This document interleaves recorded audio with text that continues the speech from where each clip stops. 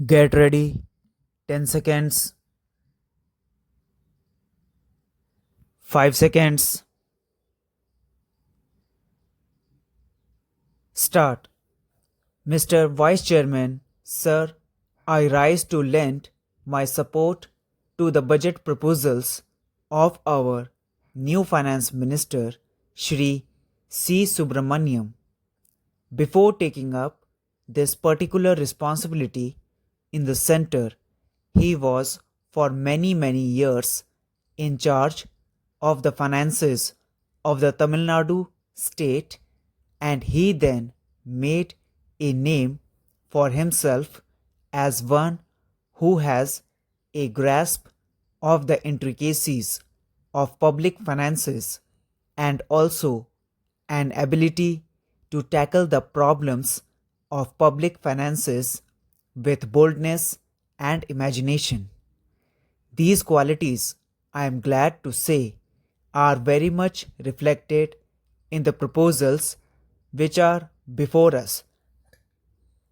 What I particularly like about the budget proposals this year is this: they reveal the sincere approach of the government to achieve increased production, industrial as well as agricultural, which alone could improve the much deteriorated economic situation in the country. Achievement of this objective is the only answer to bring down the prices. As long as shortages exist and as long as industrial production deteriorates, the prices would be spiraling, having worst effect on the life of the people, particularly the lower income groups. I am glad that the finance minister has taken care to achieve this objective in making large allocations for agriculture and food production. The real and difficult task is not in making allocations for the plans, but in putting them through. In my mind, it appears that both the central and state governments are launching ambitious plans which our economy cannot bear. Instead of taking up too many projects, we should confine ourselves to a few projects and complete them in record time. By doing so, we would not only be saving a lot of money in establishments but would be able to reap the fruits sooner to enable us to proceed further. In this connection, I also wish to make an appeal to the central government through you, sir, that it should identify certain important projects as national projects and allot more money for their early completion. Although we have attained independence nearly 40 years ago, we are still depending upon food imports. We seem to have spent about 4 to 500 crores during the last year on the import of food grains.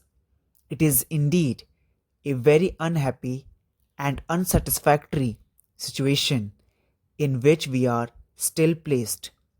Instead of spending hundreds of crores on food imports, and that too in the form of scarce and valuable foreign exchange, why not we complete those of our projects already under execution? For instance, our Nagarjuna Sagar project in Andhra Pradesh has been taken up in the year 1956 and still it is incomplete. We have no money to complete the canals.